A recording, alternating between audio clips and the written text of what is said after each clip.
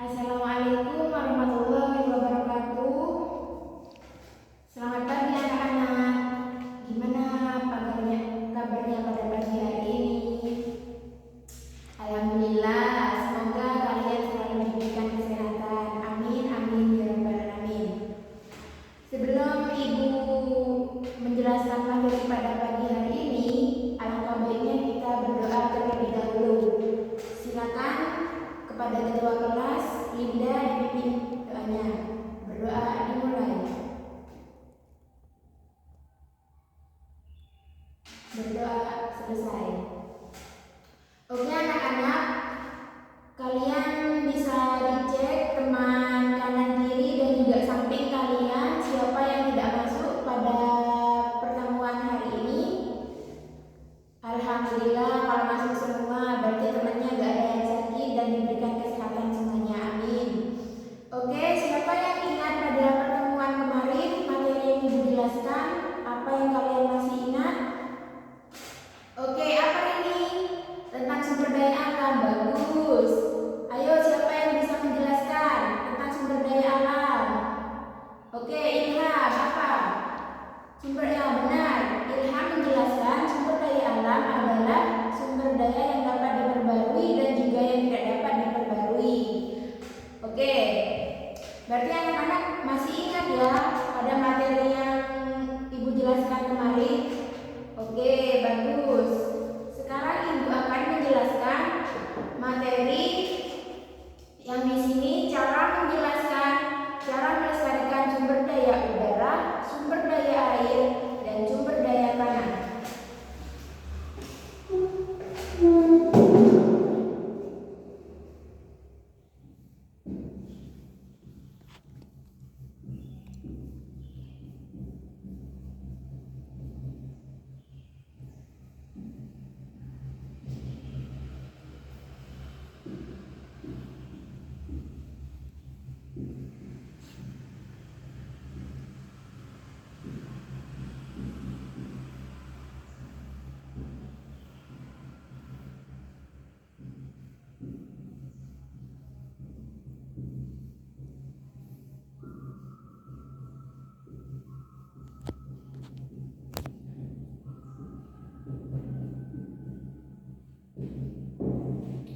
Oke, di sini ada tiga sumber daya. Yang pertama ada sumber daya udara, yang kedua ada sumber daya air, yang ketiga ada sumber daya tanah. Yang pertama Ibu akan jelaskan di sini sumber daya udara. Apa sih sumber daya udara? Sumber daya udara yaitu udara yang ada pada sekitar kita, yang mana jika udara ini tidak sehat maka kita juga akan tidak sehat. Cara melestarikan sumber daya udara, yang pertama ada alat penyaring untuk mengurangi polusi akibat polusi udara, yaitu yang pertama karena kendaraan, yang kedua akibat ulah pabrik. Jadi di sini kita dengan adanya polusi tersebut maka kita harus menggunakan penyaring udara yang biasanya itu ada seperti di perkotaan, terus ada di rumah sakit, sekolah, juga gedung-gedung itu biasanya ada alat penyaring udara. Kalau di pedesaan biasanya tidak menggunakan alat penyaring, tapi di sana masih tradisional dengan menggunakan jendela yang mana ketika pagi hari itu dibuka. Yang selanjutnya itu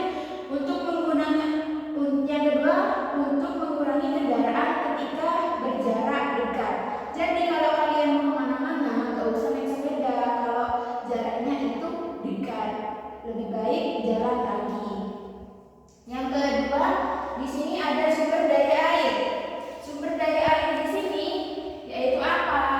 Sumber daya air ini adalah yang kita minum sehari-hari itu kan air. Yang dikonsumsi kita sehari-hari itu air. Jadi yang pertama itu cara melestarikan sumber daya air yaitu melindungi dan memelihara air. Jadi kita harus melindungi dan memelihara air karena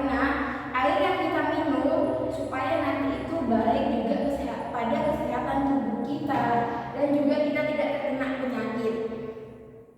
Yang kedua, program kali bersih.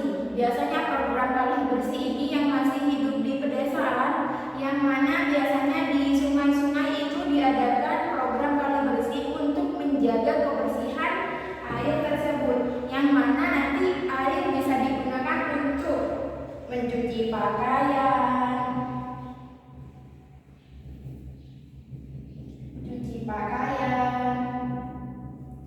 untuk mengairi sawah. Jadi kalau air yang kita gunakan bersih, maka kita juga akan bersih dan juga kita bisa menggunakan air tersebut. Yang ketiga, di sini ada sumber daya tanah. Sumber daya tanah, apa sih sumber daya tanah yang anak-anak tahu? Ya, betul. Sumber daya tanah yaitu untuk melindungi dan memperbaiki tanah, yang mana nantinya tanah ini bisa kita tanami. Contohnya bisa ditanami jagung, sengon, tomat, dan lain-lain. Nah, di sini tanah itu pemanfaatan pupuk organik lebih baik untuk mencemari tanah dibandingkan penggunaan pupuk kimia. Jadi untuk tanah itu juga perlu pupuk, yang mana pupuknya itu hasil dari kotoran sapi, kotoran ayam, dan juga limbah kotoran sapi itu bisa digunakan untuk tanah, yang mana nanti tanahnya itu akan menghasilkan tanah yang produktif dan juga tanah yang optimal, juga bagus terhadap tanah tersebut. Oke anak-anak, barusan ibu sudah menjelaskan cara melestarikan sumber daya udara, sumber daya air, dan juga sumber daya tanah. Di sini sekarang ibu akan membentuk keahlian kelompok. Ibu akan berikan tugas, yang mana kalian itu berhitung dari 1 sampai 3. Nanti kalian berkumpul dengan kelompoknya masing-masing. Kelompok 1 berkumpul dengan kelompok 1, kelompok 2 berkumpul dengan kelompok 2, kelompok 3 berkumpul dengan kelompok 3. Oke, bisa dimulai berhitungnya. Oke, kalian sekarang berkumpul dengan kelompoknya masing-masing. Kelompok 1 di depan, kelompok 2 di tengah, kelompok 3 di belakang. Di sini ibu akan memberikan tugas kepada kalian. Coba berikan contoh dan juga berikan pengertian dari sumber daya udara, sumber daya air, dan juga sumber daya tanah. Masing-masing setiap kelompok itu, kelompok 1 mengerjakan sumber daya udara, kelompok 2 mengerjakan sumber daya air, kelompok 3 mengerjakan sumber daya tanah. Ibu tunggu, coba kalian kerjakan. Jika tidak ada yang dipahami, disemangatkan kepada ibu.